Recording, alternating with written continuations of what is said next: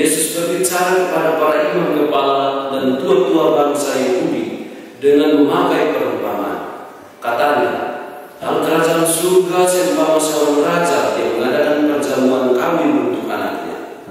Ia menyuruh hamba-hambanya memanggil orang-orang yang telah diundang ke perjamuan kawin itu. Tetapi orang-orang tidak mau datang. Raja itu menyuruh lagi hamba-hamba lain dengan pesan, katakanlah kepada orang-orang yang diundang itu, sesungguhnya hidangan telah disediakan. Lembu-lembu jantan dan ternak piaraanku telah disembelih. Semuanya telah tersedia. Datanglah ke perjamuan kawin ini. Tetapi orang-orang yang diundang itu tidak memindahkannya. Ada yang pergi ke ladangnya, ada yang pergi mengurus usahanya, ada yang lain menangkap hamba-hambanya itu, menyiksanya dan membunuhnya. Maka murkalah raja itu, lalu menyuruh pasukannya ke sana untuk membinasakan pembunuh-pembunuh itu dan membakar kota mereka. Demikianlah Injil Tuhan. Terpujilah Kristus. Saudara-saudara yang terkasih dalam Kristus, selamat hari Minggu untuk kita semua. Pada hari ini kita memasuki hari Minggu biasa ke-28. Bacaan Injil hari ini mengisahkan tentang hal kerajaan surga sebab seorang raja yang mengadakan perjamuan nikah untuk anaknya. Dikisahkan bahwa menjelang perjamuan itu dimulai, raja menyuruh pelayannya untuk memberitahukan kepada para undangannya, marilah, sebab segala sesuatu sudah siap. Pertanyaan, siapa orang yang diundang? Undangan itu adalah orang-orang yang dipanggil untuk berpartisipasi di dalamnya. Akan tetapi, undangan tersebut tidak direspon dengan baik. Mereka menolak dengan berbagai alasan untuk datang. Banyak hal lain yang merasa lebih penting. Mereka tidak melihat undangan raja sebagai prioritas utama, tetapi mereka menolak dan mengabaikannya. Bahkan mereka menangkap putusannya, dihina, dipermalukan, dan membunuh mereka. Kemudian raja pun berinisiatif kembali menyuruh pelayannya untuk mengundang orang-orang yang berbeda dengan undangan gratis. Lagi-lagi tidak semua menghargai undangan itu. Ada yang datang dengan tidak mengenakan pakaian pesta. Melihat hal itu, marah sang raja itu. Ia menyuruh hamba-hambanya untuk mengikat kaki dan tangan orang itu dan mencampakkannya ke dalam kegelapan yang paling gelap. Mengapa hal itu terjadi?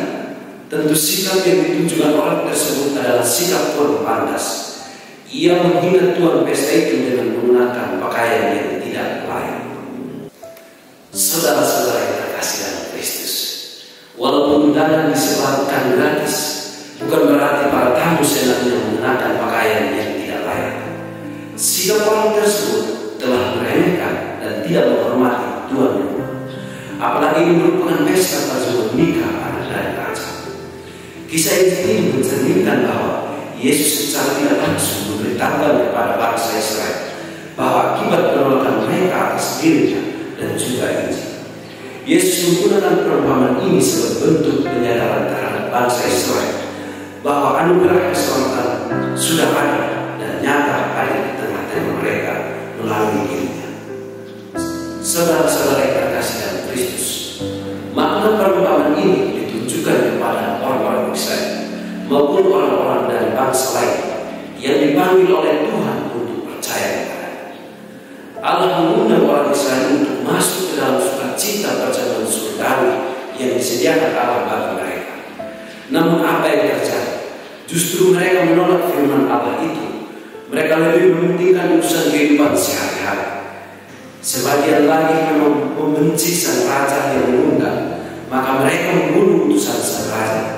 Akibat penolakan itu, raja membuka undangan untuk semua orang kepada siapa saja yang ditemui oleh hambanya di persimpangan jalan. Undangan untuk masuk ke dalam kerajaannya telah Allah buka untuk semua manusia. Hanya saja tidak semua orang layak menerimanya. Alasannya bukan karena Allah menolak mereka, melainkan karena kedegilan hati mereka seringkali tidak merespon undangan berharga itu dengan cara yang tidak pantas.